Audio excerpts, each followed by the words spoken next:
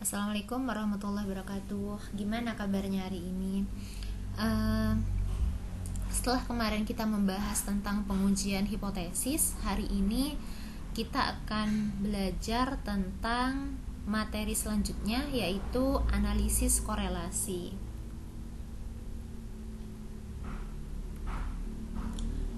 Jadi, analisis korelasi itu digunakan untuk menentukan kuatnya hubungan dua variabel.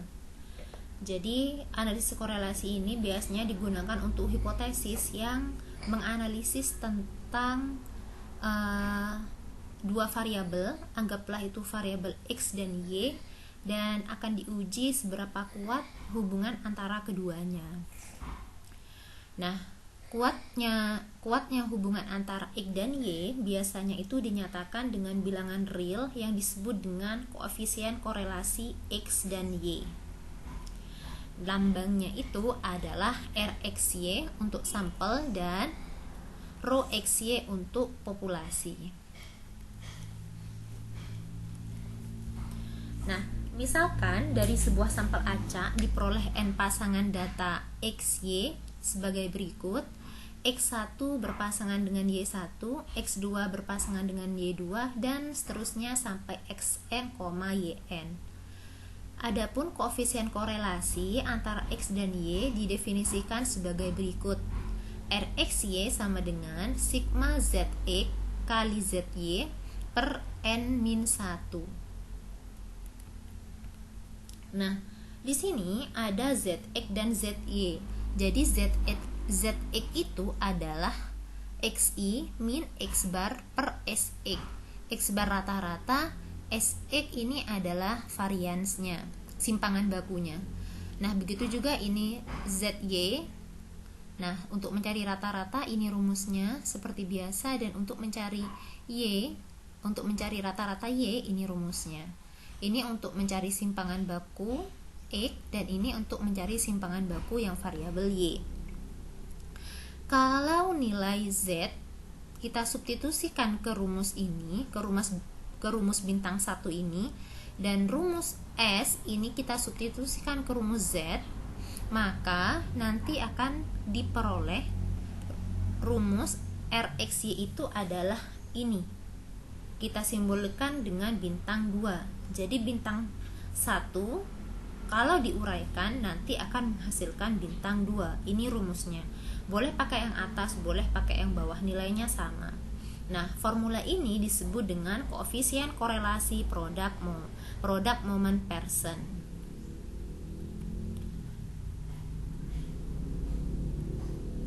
Catatan, yang pertama, untuk menghitung RXY itu menggunakan formula bintang 2, data sampel dapat disajikan sebagai berikut. Nah, aslinya itu hanya terdiri dari 3 kolom ini. Jadi nomor, kemudian kolom XI dan kolom YI. Sedangkan 3 kolom berikutnya ini adalah kolom tambahan atau kolom pembantu. Ada kolom XI kali YI, ada kolom XI kuadrat, dan ada kolom YI kuadrat. Catatan yang kedua adalah diasumsikan dalam formula di atas hubungan antara X dan Y adalah linier. Kemudian nilai RXY berkisar antara min 1 sampai 1. Nih, jadi nilai RXY itu antara min 1, dari min 1 sampai 1. Nah, jika koefisien korelasinya lebih dari 0, maka terdapat hubungan linear positif antara X dan Y. Artinya peningkatan nilai X cenderung diikuti oleh peningkatan nilai Y. Jadi kalau X meningkat, maka Y juga meningkat. Jika X menurun, maka Y juga menurun jika koefisien korelasinya positif. Tetapi jika koefisien korelasinya negatif, maka terdapat hubungan linear negatif antara X dan Y. Artinya, kalau nilai X meningkat, maka Y cenderung menurun. Begitu pula sebaliknya.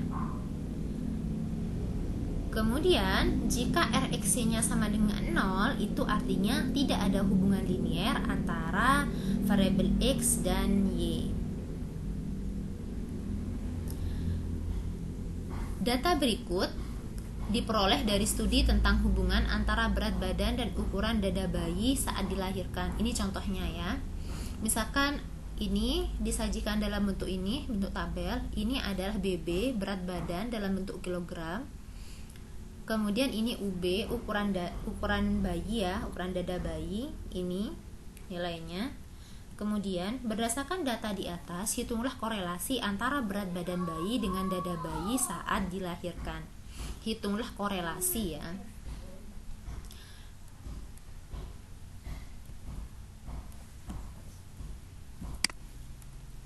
Penyelesaian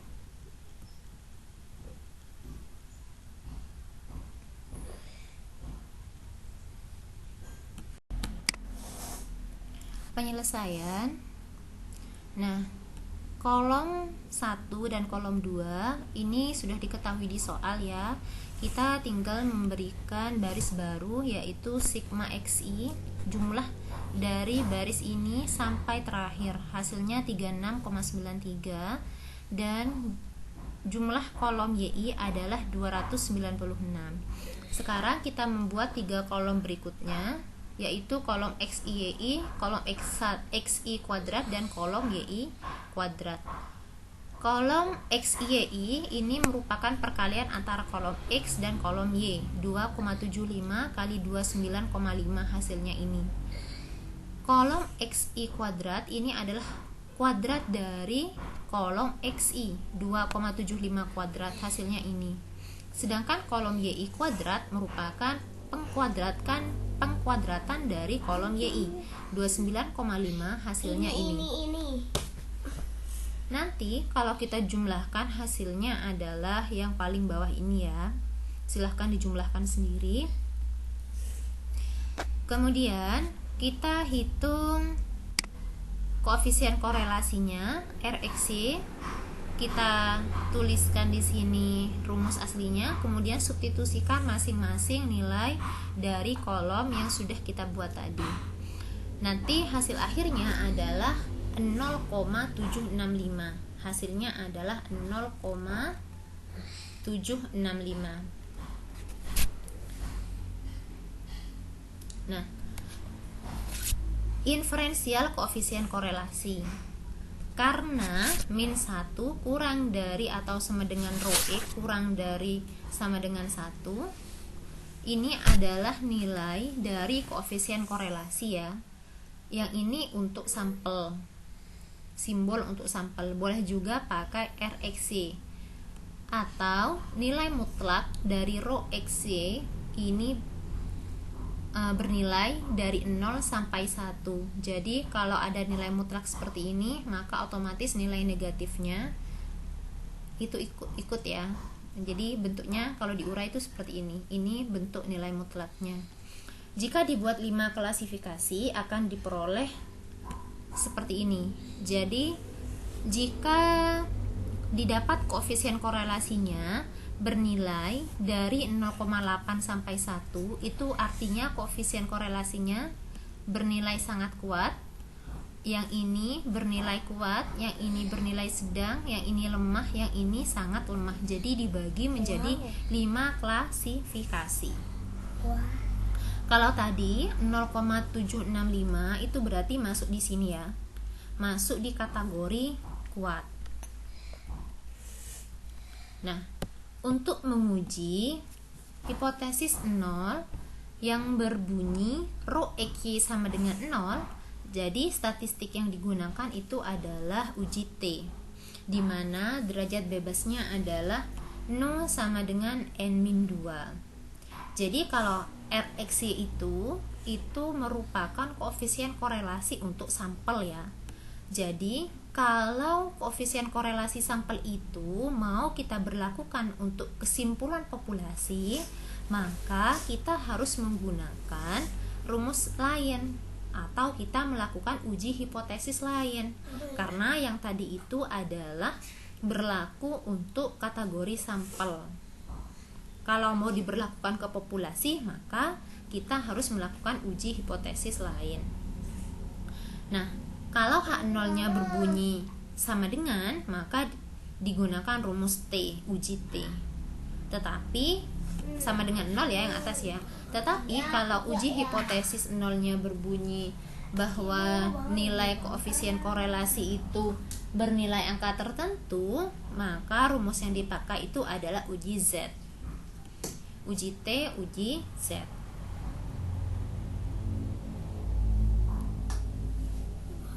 Contohnya, menggunakan contoh sebelumnya, uji hipotesis yang digunakan terdapat hubungan positif kuat antara berat badan dan ukuran dada bayi. Gunakan taraf signifikan 0,05 dan asumsikan populasi berdistribusi normal. Kita pakai contoh yang tadi, yaitu tentang ukuran berat badan bayi dan ukuran bayi ya. Tadi kan memang terdapat hubungan positif karena nilainya 0,675, positif kuat ya. Nah, kita akan menguji apakah kesimpulan yang tadi itu berlaku untuk populasi. Penyelesaiannya, klaimnya kan tadi menyatakan bahwa dia memiliki hubungan positif yang kuat ya. Kalau kuat itu nilai rho-nya atau nilai koefisien relasinya adalah dimulai dari 0,6 sampai kurang dari 0,8. Itu artinya bahwa koefisien korelasinya harus lebih dari atau sama dengan 0,6 dan kurang dari 0,8. Jadi di sini kita menggunakan dua pengujian hipotesis untuk lebih dari atau sama dengan 0,6 dan kurang dari 0,8. Kita uji dulu yang pertama, yaitu rho-nya lebih dari atau sama dengan 0,6. Yang pertama, seperti biasa, kita tuliskan dulu hipotesis nolnya. Hipotesis nolnya adalah rho XY sama dengan 0,6. Ingat, kalau hipotesis 0 pasti menggunakan 0,6. Ternyata klaimnya ada di H0 karena sama dengan ya, ini kan klaimnya. Jadi klaim ada di H0. Saya beri tanda bintang 1 seperti ini untuk menunjukkan terletaknya klaim. Kemudian H1-nya, karena klaim sudah ada di H0, maka kita merumuskan H1 itu harus berlawanan dari klaim. Karena lebih, maka hipotesisnya menggunakan kurang dari, H1-nya menggunakan kurang dari. Kemudian yang ketiga adalah alfanya 0,05 dan kriteria penolakan nolnya adalah karena di sini H1-nya menggunakan tanda kurang dari, maka tolak H0 jika Z kurang dari. Jadi kalau ini kurang juga ya. Kurang dari min Z alfa sama dengan min Z 0,05 sama dengan min 1,645. Ini sudah kita bahas kemarin, silahkan yang lupa bisa dibuka lagi catatannya. Dengan Z adalah ini. Ini adalah rumus uji Z. Karena apa? Karena di sini hipotesisnya atau klaimnya, hipotesis nolnya berbunyi bahwa koefisien korelasinya menggunakan bernilai. Ini 0,6 kan bernilai atau tidak sama dengan 0. Kalau sama dengan 0 ininya, maka ini menggunakan uji T.